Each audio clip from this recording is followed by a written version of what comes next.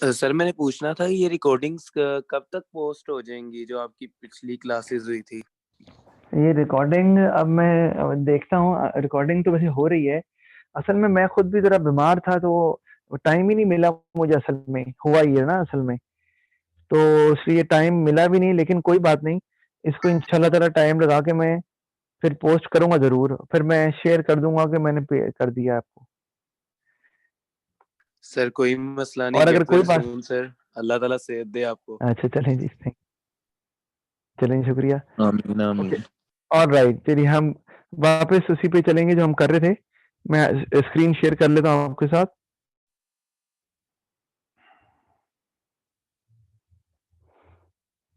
जी, मैं आपको बता रहा था, ये डायग्राम आ गई। क्या बता रहा था जी आपको, ईएसटी और एलएफटी।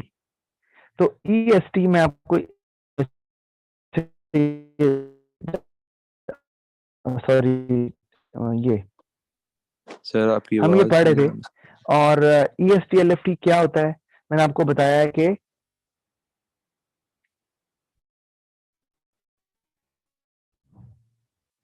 जी, क्या हुआ मेरी आवाज को? आवाज क्लियर नहीं आ रही मेरी? Is it clear now? मेरा ख्याल है आपकी तरफ से कोई इशू होगा, मेरी तरफ से आई गेस नहीं है। क्यों तिलाल, मेरी आवाज तो ठीक आ रही है आपको? अब नहीं ठीक आ सर। रही है सर। ओके, ऑल राइट, ठीक है।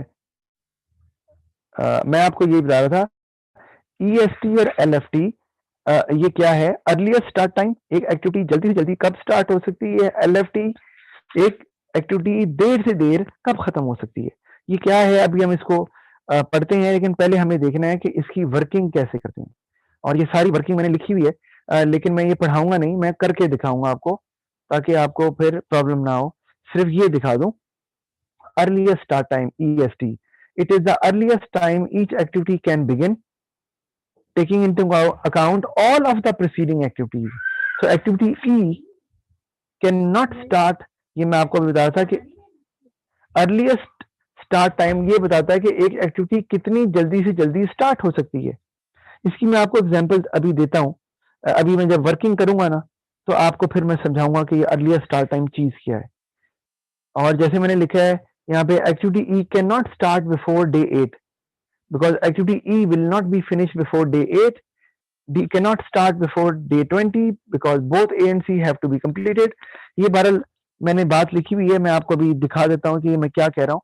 लिखा ना, activity E cannot start before day 8। ये देखें जरा, ये एक्टिविटी E को देखें यहाँ पर। क्या एक्टिविटी E डे 8 से पहले स्टार्ट हो सकती है? ऑब्वियसली नहीं हो सकती। क्यों? क्योंकि एक्टिविटी E को स्टार्ट होने के लिए पहले एक्टिविटी A का खत्म होना जरूरी है, और एक्टिविटी A 8 दिन ले रही है। इसका मतलब है कि एक्टिविटी E का जो EST होगा ना, वो 8 दिन होगा, 8वां दिन। जब 8वें दिन खत्म होगी तो E स्टार्ट होगी। ठीक है, तो आपको EST निकालते हुए ये देखना होता है कि वो जिन जिन एक्टिविटीज पे डिपेंडेंट है, वो खत्म होने के बाद एक्टिविटी कब स्टार्ट हो सकती है जल्दी से जल्दी। अगर मैं कहूँ मैं ई को छठे दिन स्टार्ट कर दूंगा या मैं 5वें दिन स्टार्ट कर दूंगा, तो दैट इज नॉट पॉसिबल, क्योंकि वो ए खत्म ही नहीं हुई होगी और ए पे डिपेंडेंट है ई, तो वो मुमकिन नहीं होगा ना ईएसटी में। तो हम अब इसको भी बात करते हैं।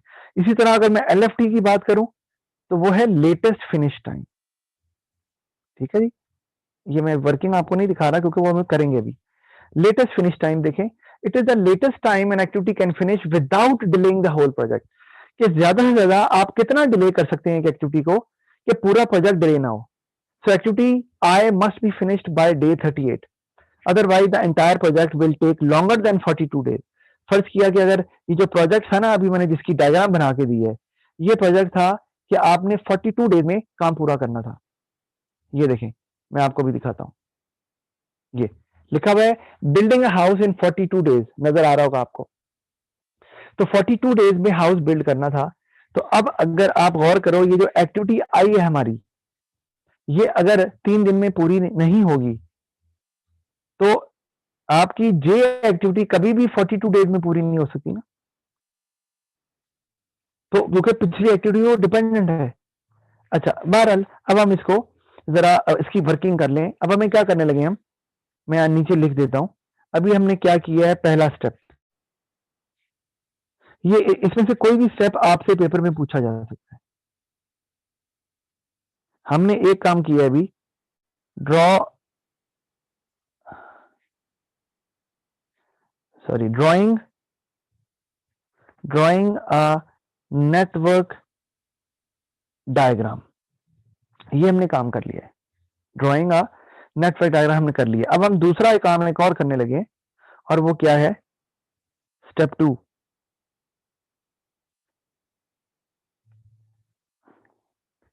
वो है जी फाइंडिंग आउट EST, अभी जो आपको बताया है, एंड LFT। ये दो चीजें बात के पेपर में दी भी होती हैं, बात कर आपको खुद निकालनी होती है। ये दोनों ने, अब निकालने का तरीका क्या है, पहले EST निकालने का तरीका क्या है, वो है moving from left to right. अब हम नोड को दो हिस्सों में डिवाइड करेंगे इस तरह से, मैं आपको बताता हूं क्यों, और मैं यहां पर नाम दे दूंगा नोड को कि ये 1 है। इसी तरह नोड्स का सीक्वेंस आपकी मर्जी है कि आप जो मर्जी नोड को नाम दे दें, मैं अपने हिसाब से नाम दे रहा हूं, ठीक है जी। मैं इस नोड को नाम मैंने दे दिया नोड नंबर 2,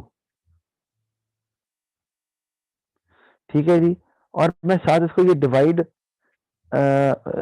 हाफ जो इसका एरिया है उसको भी और हाफ कर रहा हूं। उसकी वजह यह है कि मुझे अब EST और LFT भी लिखने हैं साथ, इनके अंदर जगह थोड़ी है, लेकिन कोई नहीं, आपको नजर आ जाएगा। तो इसी तरह आगे नोड चल रहा है हमारा, फर्ज किया हम अब इसको नोड 3 बोल देते हैं। सर्कल जरा थोड़े छोटे बनाए हैं मैंने, लेकिन चलें कोई बात नहीं, अब तो बन गए ना।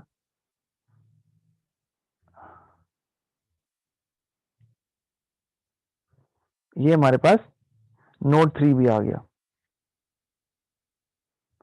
मैं कोशिश तो कर रहा हूं कि जल्दी से इसको लेबल कर दूं, थोड़ा टाइम फिर भी लग रहा है, कोई बात नहीं, लग जाए। अब आगे जी 4, आज हम बस EST LFT तक ही करेंगे, बाकी क्रिटिकल पाथ फ्लोट वगैरह वो हम इंशाल्लाह ताला नेक्स्ट क्लास में फिर देख लेंगे।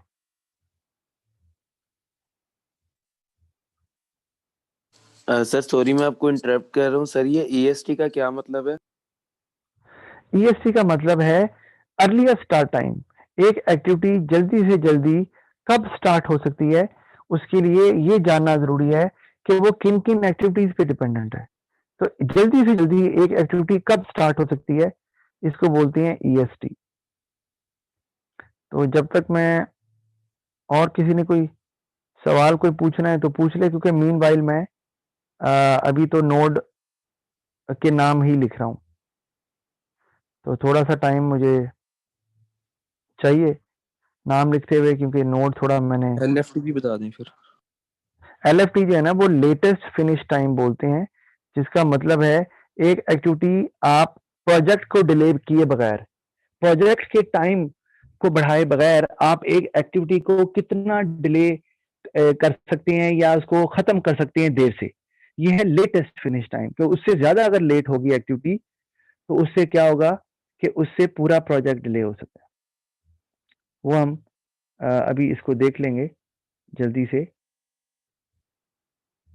ये हो गया जी 6, और बस अब 2 हमारे और नोड रह गए हैं, उनको भी देख लेते हैं। ये आ गया हमारे पास नोड नंबर 7।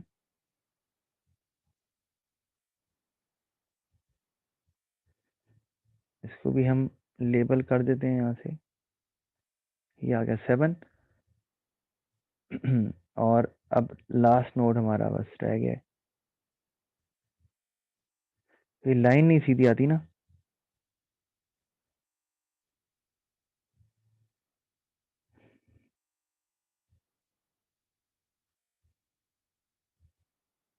जी, और लास्ट है हमारे पास नोड नंबर 8, यानी कि 8 नोड इसमें हमारे बने हैं। दोबारा बता रहा हूँ, नंबर का सीक्वेंस कोई ज़रूरी नहीं है कि जो आपने किया हुआ है या किसी और ने किया है वो सही है, आपका गलत है, ऐसा नहीं है। नोड के सीक्वेंस से कुछ नहीं होता, लेकिन नंबर तो देना है ना आपने। ये हमारे पास, अच्छा, अब इसमें एक चीज़ जो आपको समझनी है, हम ईएसटी और एलएफटी निकालने लगे हैं, राइट? ईएसटी जो है वो हमेशा ऊपर वाले सेक्शन में आता है, शो करता है हर एक्टिविटी के। यानी कि अगर मैं अभी और स्टार्ट कैसे करते हैं, लेफ्ट टू राइट हमने जाना है।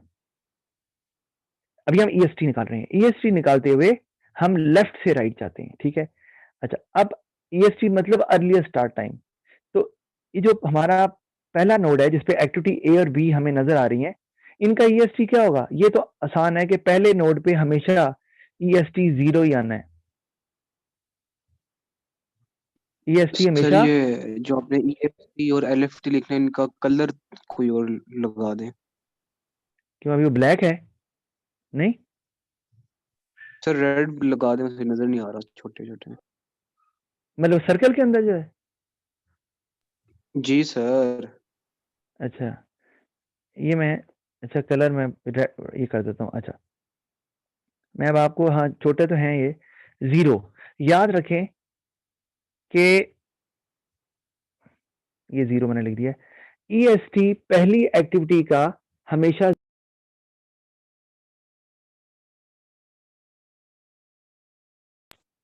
जारी बात है, एक एक्टिविटी जो सबसे पहले स्टार्ट हो रही है उसका तो ईएसटी जो है अर्लियर स्टार्ट टाइम वो 0 ही होगा ना, 0 से स्टार्ट हो रहा है, 0 डे से। अच्छा, तो वो आपने हमेशा आंखें बंद करके 0 लिख देना है हमेशा से, ठीक है? अच्छा, फिर उसके बाद अब आपने क्या करना है, आपने अब अगली जो एक्टिविटीज होंगी उनकी ड्यूरेशन को ऐड करते जाना है इसके अंदर।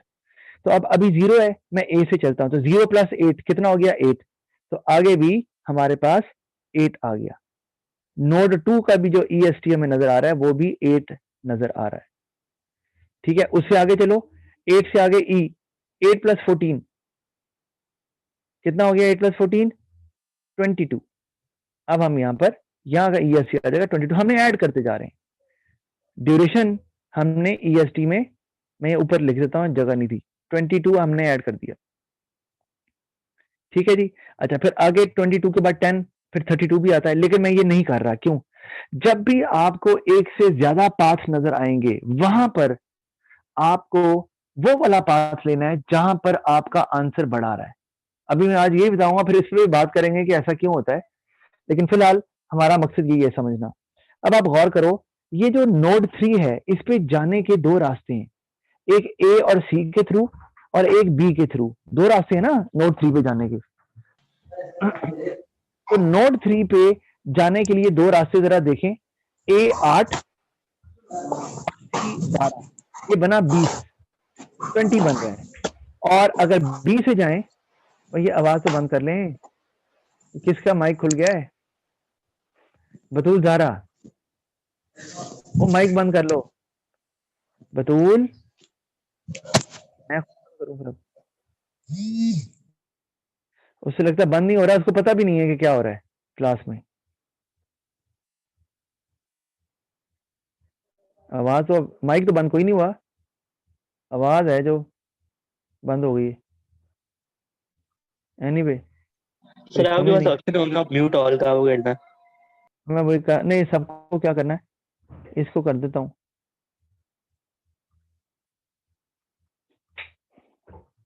रिमूव ना कर दूं?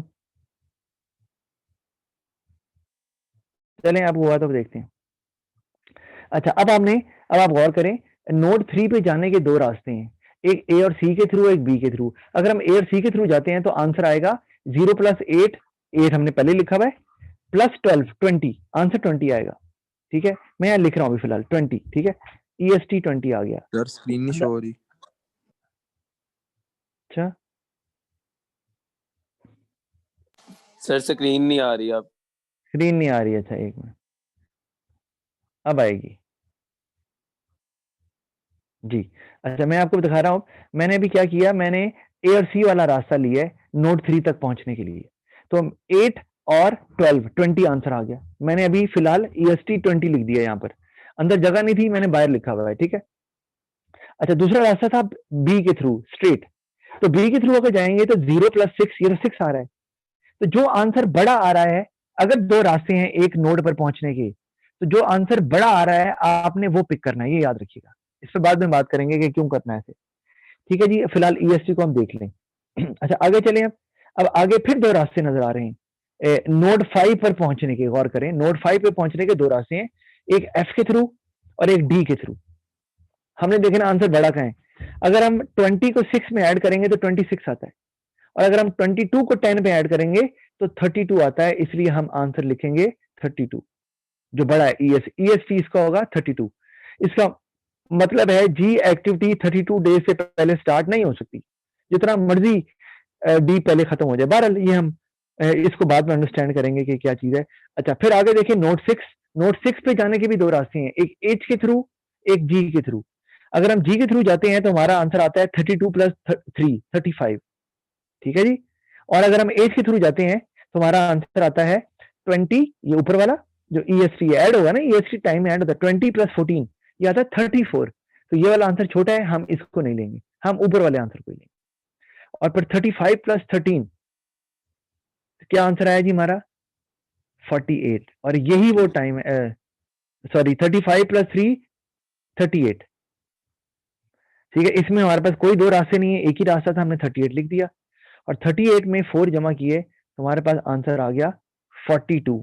ये हम कहाँ लिखते हैं, ये जो टॉप पार्ट है नोड का हाफ, वहां पर हमने EST लिखते होते हैं, ऊपर वाले पोर्शन सर जी।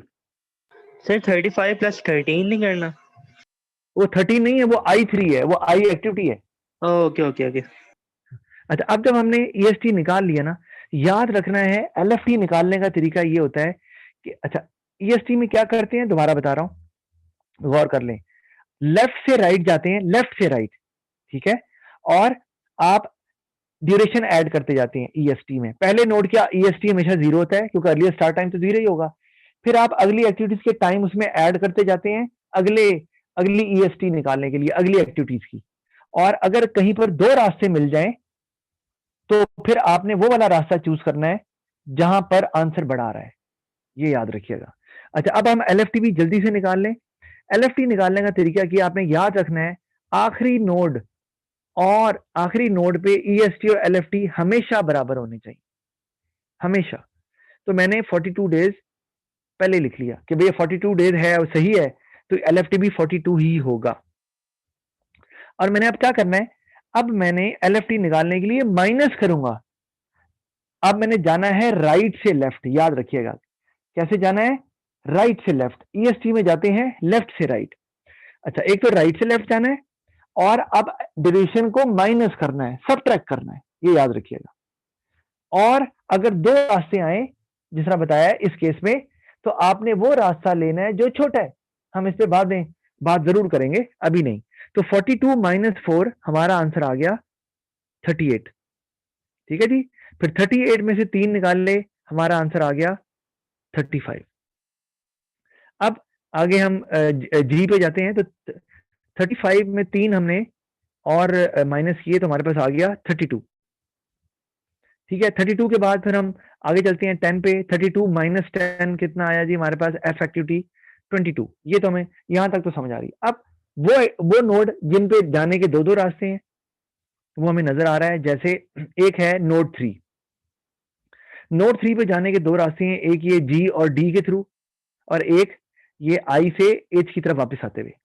तो अब आप गौर करें, अगर 35 पहले आया हुआ है तो H के टाइम को निकाल दें 14, तो बाकी बचेगा 21, ठीक है। और अगर हम ऊपर से आए G के रास्ते से, तो 32 में से अगर हम 6 निकालें तो आंसर आएगा 26। तो जो आंसर छोटा है वो लेना है, तो ये वाला रास्ता लेंगे H वाला, और हम यहाँ पे लिखेंगे 21, 26 नहीं लिखेंगे, क्योंकि मैंने कहा था LFT निकालते हुए आपने राइट से लेफ्ट वर्किंग करनी है, और जो आंसर जहां छोटा आ रहा है वो लेना है। अच्छा, फिर यहां पर आके दोबारा देखें कि नोड 2 पे जाने के सर ये यानी कि मुझे 21 की नहीं समझ आई, जरा दोबारा समझ। वो इस तरह से कि आप गौर करो, ऑलरेडी हम 35 पे थे, एलएफटी हमारा 35 निकला हुआ था। एलएफटी हमेशा नीचे लिखते हैं, ईएसटी हमेशा ऊपर लिखते हैं। 35 जो निकला है, 35 माइनस 14 21 होता है। और दूसरा रास्ता है ऊपर से जाएं जी के रास्ते से और फिर डी की तरफ आए, नोड 3 की तरफ जाना है अगर तो 35 में से 3 निकालें तो 32 तो पहले लिखा हुआ है मैंने, तो 32 में से अगर 6 निकालेंगे तो 26 आएगा, जो कि बड़ा है 21 से, इसलिए हम ये वाला रास्ता चूज करेंगे, 21 वाला। अच्छा अब क्लियर सर। जी, अच्छा अब ये है कि अब नोड 2 को देखिए आप। नोड 2 पे हमने एलएफटी निकालना है, लेकिन नोड 2 पे जाने के दो रास्ते हैं, एक सी के थ्रू और एक ई के थ्रू, ये एफ और ई के थ्रू। सर एक सेकेंड सर, नोट 6 जो है हाँ, उसके भी तो 2 रास्ते थे, तो नोड हमने उसको नोड 6 के कैसे दो रास्ते थे? अगर मैं नोड सर 7 से एक नोड 6, एच वाला और एक जी वाला। हाँ मैं वही बताना चाह रहा हूँ ना, लेकिन मैं यही कह रहा हूँ कि नोड 6 पर पहुंचने का एक ही रास्ता था नोड 7 से, ठीक है। तो सही है, ठीक है। नोड 6 से आगे जाना है अगर आपने नोड 5 पे, तो वो एक ही रास्ता है, और नोड 3 पे जाना है तो वो भी एक ही रास्ता है। ठीक है, आप ठीक बैक, है। हाँ अब याद रखें, बैक एंड फोर्थ मूवमेंट नहीं करनी, अगर एक रास्ता है तो उधर ही जाना है आपने। तो आप नोड 6 से नोड 5 पे जाएंगे तो एक ही रास्ता है, नोड 6 से नोड 3 पे जाएंगे तब भी तब हमारे पास रास्ता जरूर मौजूद है, एक ये वाला और एक, अब यहाँ दो रास्ते, यानी कि नोड 3 पर जाने के दो रास्ते हैं, लेकिन नोड 5 पे जाने का एक ही रास्ता था। जब आप 5 पे पहुंच गए, अब आपको पता चला कि यार इससे हम नोड 3 पे भी जा सकते हैं और नोड 6 से भी हम 3 पे जा सकते हैं। तो अब आपके पास दो रास्ते आए हैं, तो अब आपने चूज किया है वो वाला आंसर जो कि छोटा है। अच्छा अब आगे चलते हैं। आगे हमारे पास अब मैंने अभी बताया आपको कि हम नोड 4 से नोड 2 पे आना है, एक ये तरीकेकार है और एक है नोड 3 से 2 पे चले जाएं। दो रास्ते नजर आ रहे हैं 2 पे जाने के, तो हम देख लेते हैं। नोड 4 पे 22 है हमारा, तो उसमें आप अगली ड्यूरेशन को माइनस करें ई की, 22 माइनस 14, आंसर क्या आया 8। मैं लिख रहा हूँ 8, एक्चुअली मैं 8 यहाँ पर लिख रहा हूँ, मैंने 8 लिख दिया। क्यों लिखा? कि मुझे पता है कि ये आंसर ठीक है। क्यों? आप दूसरा देख लो, 21 है नोड 3 पे एलएफटी, तो 21 को आप अगर आप 12 से माइनस करोगे तो आंसर आएगा कितना, 9। तो 9 आंसर 8 से बड़ा है, इसलिए 8 वाला आंसर ठीक है, हम ऊपर वाला पाथ ही लेंगे। उसके बाद मजीद नोड 1 पे जाने के दो रास्ते हैं, एक नोड 2 से, एक नोड 3 से। अगर हम नोड 3 से जाएंगे तो 21 माइनस 6, ये तो बन जाएगा 15, और अगर हम नोड 8 से जाते हैं तो 8 माइनस 8 0, और याद रखिएगा पहले नोड पे एलएफटी और ईएसटी दोनों 0 होते हैं। अगर आपका आंसर 0 नहीं आ रहा, इसका मतलब है आपका आंसर ठीक नहीं है। तो ये बात आपके ज़हन में रखनी है, आखिरी नोड और पहले नोड पे ईएसटी और एलएफटी बराबर होते हैं, पहले नोड पे दोनों ही 0 होते हैं और आखिरी पर दोनों की फिगर सेम होती हैं। अभी आज के लिए इतना ही, ठीक है, कल फिर मजीद इस पे डिस्कस करेंगे हम। हाँ कोई सवाल है इससे रिलेटेड तो पूछिए। सर ये हम करते क्यों हैं, यानी इसका आउटकम यानी किस जगह पे ये इस्तेमाल जी? करते हैं? मैं वही बता रहा हूँ, अभी मैंने ना आपको आउटकम नहीं बताया, अभी सिर्फ हम वर्किंग कर रहे थे, आउटकम मैं आपको अब बताऊंगा आगे, तभी तो आपसे कह रहा हूँ, अभी तो ये स्टेप चल रहे हैं ना, बताऊंगा कि इसका प्रोजेक्ट मैनेजमेंट में क्या फायदा है, रिसोर्सेज को कैसे एफिशिएंटली यूज कर सकते हैं, टाइम को कैसे अच्छी तरह से मैनेज कर सकते हैं, ये सारा अभी हमने इस पे बात करनी है। तो चलें जी, ठीक है, फिर अगर कोई सवाल नहीं है और इससे रिलेटेड जो मैंने अभी किया है, तो बाकी हम इसकी डिस्कशन, बाकी बातें इंशाल्लाह ताला अगली क्लास में करेंगे फिर। Thank you very much, see you in the next class. अल्लाह हाफिज सर। खुदा हाफिज। अल्लाह हाफिज। खुदा हाफिज।